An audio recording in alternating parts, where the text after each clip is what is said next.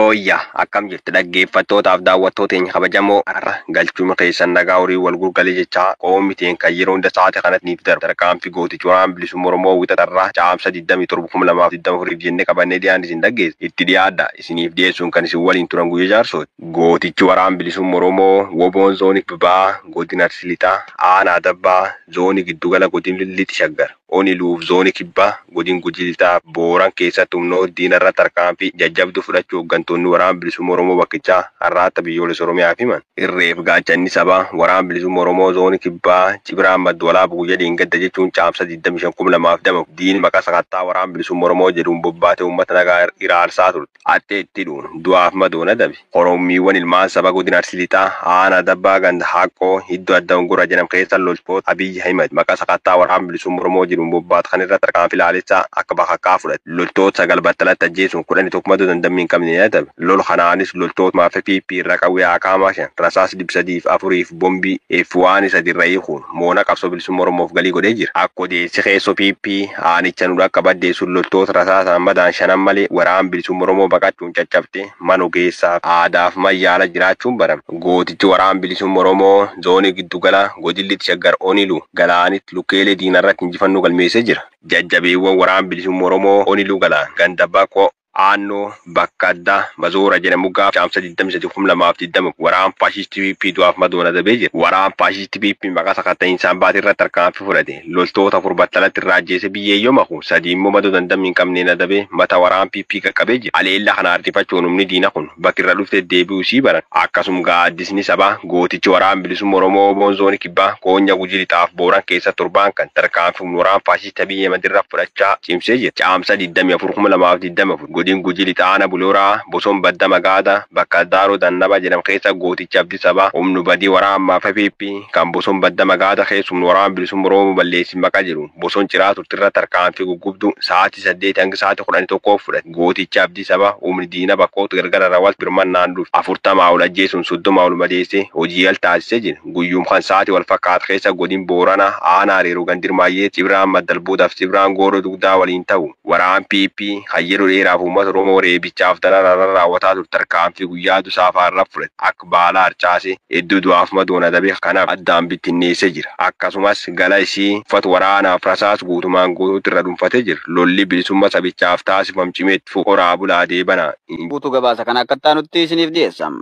Godinichatti maatii qabsaa'otaa karaa adda addaan dararuun kan beekamu waraanni Impaayera Itoophiyaa aanaa Alataasibuu ganda Amuumaa Alaltuuti ilma keetu bosona jira jechuun nama maqaan isaa obbo Huseen Angaree jedhamu gaafa caamsaa 24/2024 halkan mana isaatii gadi waamuun rasaasaa itti roobsanii ajjeesan. Obbo Huseen maatii harka qalleessa gaafa ta'u sababa ilmi isaa waboo keessa jiru qofaaf du'uu isaa jiraattonni gandichaa himanii jiru. Dabalataanis aanaa kanatti waraanni faasistii Abiyyi Ahimadiin durfamu jiraattota hojii dhuunfaa isaanii hojjetan qabanii akkuma gara leenjii waraanaatti guuraa turan yeroo ammaa kanas ganda Inimaayii Somboo irraa barattoota sadarkaa tokkoffaa barataan humnaan qabanii gara leenjii waraanaatti ergaa jiru. Gaafa caamsaa 20/2024 ganda kana irraa biyya keessaniif loltu jechuun irratti dhukaasa bananii barattoota maqaan isaanii Abdii Daangilaa, Abdii Waaqtolaa fi Abdii Abbayyaa jedhaman qabanii mana barumsaa addaan kuchisiisuun gara leenjii waraanaatti erguun himameera. Godina Lixa Shaggar aanaalee adda addaatti uummata hidhuu fi ajjeesuun itti fufee jira. Waraanni murna garboonfataa Abiyyi Ahimadiin durfamu godinaalee Oromiyaa hundarraa hawaasa nagaa saamuu hidhaatti guuruu ajjeesuu fi reebichaan laalessuu yakkoota gurguddoo hawaasa irratti raawwataa jiraachuun beekameera. Godina Lixa Shaggar aanaa Meettaa Walqixxeetti waraanni maafiyaa PP nama tokko ajjeesan sirni kichuu galaafatee fixuun beekamu kun gaafa caamsaa 21/2024 nama maqaan isaa Girmaa Kabbadaa jedhamu aanaa Meettaa Walqixxee ganda Bakkoo Jal'isaa jedhamutti ajjeesanii gatuu fi namni kun badii isa jeesu tokkollee akka hin qabne jiraattonni gandichaa ONM itti himaniiru. Hawaasa meeshaa maleessa yoo hidhe malee nagaa kan hin arganne waraanni maafiyaa PP aanaadhuma kana ganda Iluu Daannisaa irraa gaafa caamsaa 21/2024 namoota maqaan isaanii Asheetu Taaddasaa fi Taammiruu Ajjabaa jedhama maqaa sakatta'iinsaan badii tokko malee mana isaanii keessaa fuudhamanii hidhamuunis himameera. Godina Wallagga Bahaa aanaa Kiiramuutti PP namoota ijaaruun Finxaaleyyii Amaaraa waliin araaramaa jedhee uummata dararaa jiraachuun ibsame. Guutuu gabaasa kana akka taanutti isiniif dhiyeessam. Finxaaleeyyiin Amaaraa uummata nagaan qe'ee qabeenya isaarra jiraatu yakkoota gara jabinaa tilmaama hin qabne irratti raawwatanii jiraatu taana kana buqqisanii bittinneessuun harka namaa akka ilaalan gochuun yaadannoo yeroo dhiyooti. Murni gabroonfataan Piippinis finxaaleeyyii kana deeggaruun uummata qe'ee qabeenyi isaarraa kan buqqisee tureefiiti jiru. Yeroo ammaa kanas uummataan bakka keessanitti deebi'aa jechaa kan jiruu fi namoota bakka isaanitti deebi'uu hin feene immoo doorsisaa jiraachuun barameera. Jiraattota aanaa Kiiramuu ganda Waastii keessa murni maafiyaa Piippii maqaa araaraan gandicharraa namoota 4 ijaaree jira. Namoonni kunneenis Xibabuu Moosee, Addisuu Girmaa, Baqalee Biraanuu fi Mulgeetaa Dhufeeraa kan jedhaman yommuu ta'u, isaanis Piippii irraa ergama fudhachuun gama finxaaleeyyii Amaaratti deddeebi'anii gara hawaasattis deebi'uun hawaasan walitti araaramna jechuun rakkisaa kan jiran ta'uu jiraattonni gandichaa himuun hawaasni immoo mana gumaa hin seennu jechuun ifaan ifatti finxaaleeyyii kana waliin araaramuu akka hin akkasumas mirgi abbaa biyyummaa isaa akka kabajamuuf jiraattonni ganda Waastii. Godina Bunnoo Beddellee aanaa Daabawannaa keessatti gareen finxaaleeyyii Amaaraa faannoon tumsa Piippii irraa argataniin uummata Oromoo hiraarsaa jiraachuun dhaga'ame.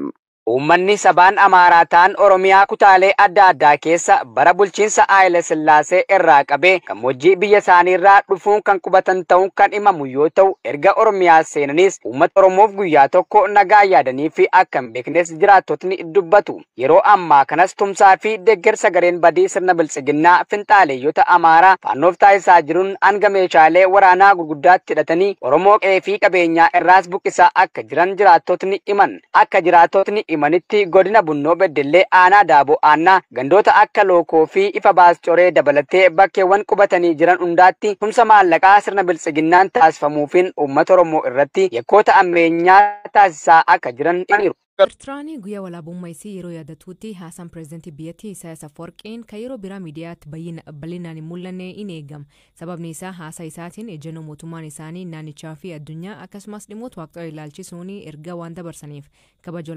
walaabummaa Eertiraa kan waggaa 33ffaa irratti akkuma barame biyyoota lixa kaasuun qeeq waayilikii hirpha gammachuu kan qopheesse. Isaayyaas waggoota 30 darbaniif Eertiraa heera mootummaa fi mana maree uummataan filatame malee olaantummaan biyya dursuun alatti uummaticha irratti to'annoo cimaa taasisuu fi sarbama mirgaa raawwachuudhaan himatamu. Galaana Diimaa tarsimoo taate irratti kan argamtu Eertiraa kan dursan Isaayyaas biyyoota lixaa waliinis dugdaa fi garaa yoo ta'an carraa argatan hundatti yoo qeeqan dhagahamu. Ammas Eertiraan walitti dhufeenya Raashiyaa fi Chaayinaa waliin qabdu cimsataa jirti. Ministeerri muummee Itoophiyaa Abiy Ahmad aangootti dhufuun wal qabatee walitti dhufeenyi biyyoota lamaanii waggoota 20 oliif badee ture fooyyessuu danda'anii turan. Waraana kaaba Itoophiyaatti gaggeeffame keessattis raayyaa ittisa Itoophiyaa deeggaruudhaan waraana bobbaasuun ishee ni yaadatama. Erga waraanni cimaan mootummaa Itoophiyaa fi TPLF gidduutti waliigaltee Afrikaa kibbaatti gaggeeffameen dhaabbateen booda walitti dhufeenyi Itoophiyaa fi Eertiraa jidduu ture sadarkaa irratti argamu dubbachuun haala nama rakkisu irratti argama. Keessattuu ministeerri muummee Itoophiyaa erga biyya isaanii baay'ina uummata olaanaa qaxanicha keessatti qabduun siyaasa galaana diimaa keessatti gahee qabaachuu akka qabdu kaasuun yaada ulaa galaanaa argachuu ifa taasisaniin booda walitti dhufeenyi biyyoota lamaanii akka durii akka hin taane hedduun ni kaasu. Gama Eertiraatiin fedha Itoophiyaa akkasumas haalawwan qaxanicha keessaa waliigalaa darbee wantoota dhaga'amaniin alatti wantoonni ifatti jedhaman jiraachuu dhabamuun haasaa pireezidaantii Isaayyaas akka eegamu taasiseera. Kanaaf immoo waltajjiin guyyaa yaadannoo walabummaa kan eegamu keessaa tokko. Pireezidaantii Isaayyaas haasaa isaan guyyaa walabummaa Eertiraa irratti taasisaniin humna kaampii olaantummaa fi hunda to'achuu kan jedhaniin ilaalchi diinummaa biyyootaa irratti gaggeessaa turan mufii olaanaa uumeeraa jedhan. Sababii kanaatiin yeroo ammaatti maraammartoo waraanaa gara biraa kaasuu irratti argamu. Kunis icciitii addabaabaayii ba'e ta'eeraa jechuudhaan adeemsa keessa ifa akka ta'u dubbataniiru. Eertiraan biyyoota naannoo ishee jiran keessatti walitti bu'insi gaggeeffamaa jiraachuu fi yaaddoon waraana gara biraa jiraachuu Isaayyaas dubbachuunsaa gaaffii eessaa fi attamiin jedhu kaaseera.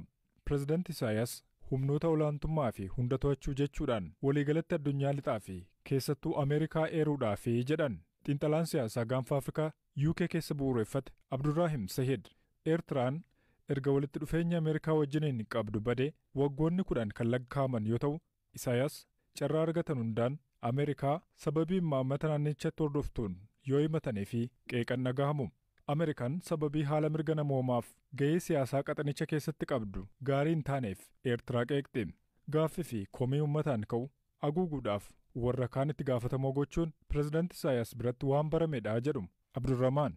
Isaayaas haasaa isaatiin qaamolee adda addaa himachuudhaan kana sababa godhachuudhaan uummata Eertiraa fi olaantummaa seeraa akkasumas fedhii bulchiinsa dimookiraasii hanga dhumaatti to'annoo isaa jala galchuun kan barame ta'eeraa jedhan. Qaamoleen pireezidaantii Isaayaas olaantotaa fi humnoota hunda to'achuu jedheen waraana gara biraa kakaasuudhaaf fedhii akka qaban dubbachuunsaa dhimma yaaddessaa qaxanichaati. Waggoota 33 darban keessa Isaayaas dursaa garee waraanaa tokkorraa gara nama siyaasaa biyya karaa dimookiraasiitiin dursuutti ceesisuu dadhabuunsaa haguuggaadhaaf yeroodhaa gara yerootti haasaa uummata kakaasan akkasii taasisuu filatu jedhama. Biyyoonni Afrikaa keessaa Eertiraan waldaangessituun Sudaan, Itiyoophiyaa fi Jibutiidha. Biyyoonni naannichaa kaan waraana keessatti argamu. Kan hafan ammoo kanaan dura waraanaan kan miidhamanidha. Abdurrahmaan akka jedhanitti biyyoota naannichaatti haalli waraana itti ka'uu malu mijataatu jira. Kanaafis gaanfa Afrikaatti giingoo waraanaa gara biraa kaa'uudhaaf carraansaa cufaa miti jechuun ni danda'ama jedhee akka amanu ibseera. Biyyoota lamaan dabalatee dureewwan naannichaa kufaatii bulchiinsaa fi sarbama mirga namoomaa qaban haguuguudhaaf waraana kaasuu danda'u jechuudhaan carraan yaaddoon Isaayaas dhugaa ta'uutti malu jiraachuu kaasa.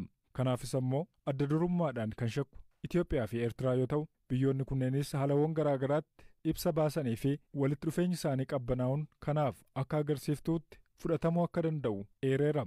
Yaaddoowwan Eertiraa keessaa tokko kan keessu yoo ta'u, kunis sirni mootummaa walitti fufinsaan sirnaan diriirfamuu dhabuu ta'uu kan kaasan Abdurrahmaan, lammaffaan immoo fedhii cimaa gama ministeera muummee Itiyoophiyaatiin buufata galaanaa argachuudhaaf gaggeeffamaa jirudha jedhan.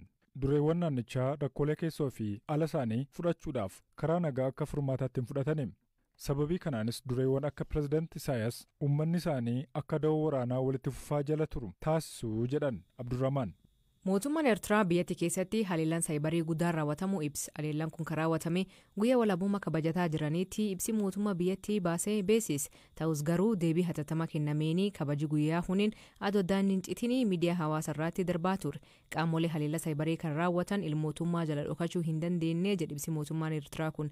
Garuu miidhaa haleellaan kun dhaqqabsiisee addaatti hin himne.